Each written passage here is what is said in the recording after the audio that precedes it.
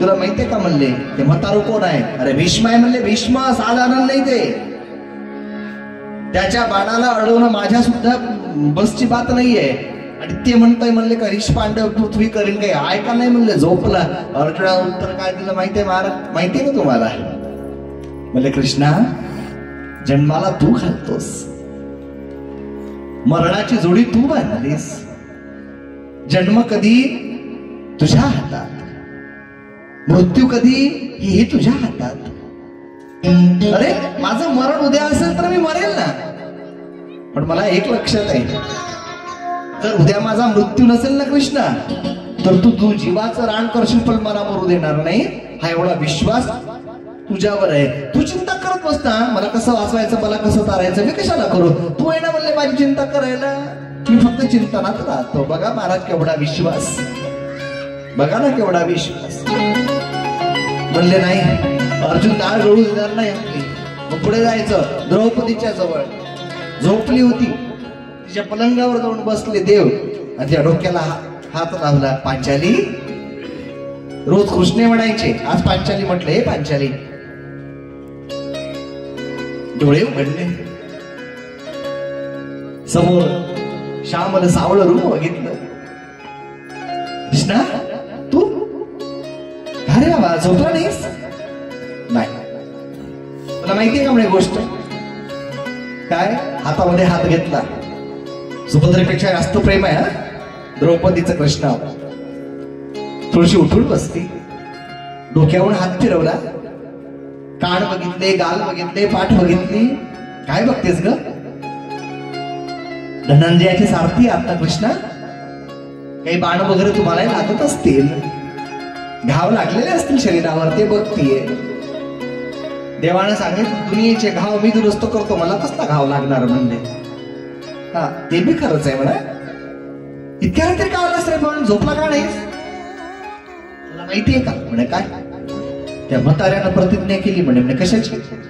निष्पांडव्य पृथ्वी करे. तुला माहिती आहे म्हणे मला. तरी झोपली म्हणे निश्चिंत. चिंता करणारा तू बसल्यावर मला काय म्हणले कृष्णा? त्याची चिंता तू करणं म्हणले, मी कशाला करू? फार मोठा विश्वास आहे महाराजा. काग म्हणले तू इथं अर्जुनासारखीच बोलत आहे म्हणे. खोटं काय बोलले कृष्णा सांग ना. अरे ज्याचा पाठीराखा तू आहेस, ज्याच्या समोर तू बसला आहेस, त्याला कोण्या आपत्तीची भीती आहे का कृष्णा? म्हणे नाही. म्हणे चल माझ्या बरोबर. म्हणे कुठं? म्हणे चल ना सांगतो. तशीच उठली महाराज, निघाली. पायात चप्पल नाही की नाही, काट्या कोट्याचा रस्ता आहे. हे कृष्णा कुठून आणलंस रे म्हणले मला. काठे गोटे माझ्या पायाला रुतत आहे, बघ ना रक्त लागलं पायाला. खांद्यावर उचलून घेतली. वडाचं झाड आहे, वडा झाडाखाली बसवली. म्हणे भीष्माचार्याचं शिबिर आहे. पहाटे 4:30 वाजता ब्रह्ममुहूर्ताला म्हातारं उठतं, ध्यानामध्ये बसतं. आणि त्यांनी सांगितलं म्हणे दुर्योधनाला, तुझ्या राणीला पाठव म्हणे इथे, आशीर्वाद देतो तिला सौभाग्यवती भवचा. म्हणे मग मी काय करू? म्हणे एक काम कर, डोक्यावर पदर घे. पदर घ्यायला लावलाय डोक्यावरती. डोक्यावर पदर घेतला. म्हणे असा नको घेऊ, तोंड दिसू नको देऊ म्हणले. तिथपर्यंत घेतला. आणि ती दुर्योधनाची बायको येण्याच्या आधी तू जा म्हणते तिथं.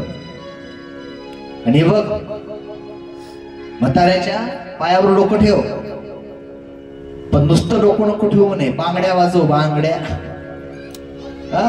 बांगड्या घालता का नाही घालत? कोवळावाले घालतात. किती घालता? एक एक. आता काचेच्या राहिल्या नाही, प्लॅस्टिकच्या आल्या आता. त्या वाजायचं नाव नाही महाराज. काही नाही.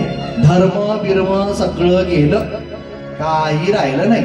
ना डोक्यावरचे पदर राहिले, ना कोणाची कदर राहिली, ना कोणाचा आदर राहिला. महाराज राहिला का? काही राहिलेलं नाही. घरामध्ये ब्युटी पार्लर. एका पोरीनं प्रश्न विचारला, तुम्ही केस का वाढवले? म्हणजे तू कापले म्हणून तू वाढवले, दुसरं काय. मुसलमानांच्या पोरीला विचारा बरं, जीन्स पॅन्ट कधी घातला का म्हणून तू. आमच्या पोरी टोंगळ्यापर्यंत कपडे घालून फिरतात महाराजा. लाजा शर्मा अजिबात राहिलेल्या नाही. कपाळावर कुंकू राहिलं नाही, काही नाही. दर महिन्याला भुवया कापता. बरं ठीक आहे, ते भुवया कापता, पण त्याचा तुम्हाला माहितीये का सरळ त्याचा इफेक्ट मेंदूवर आहे, आणि म्हणून तुम्ही लवकर हलक्या पडता. काय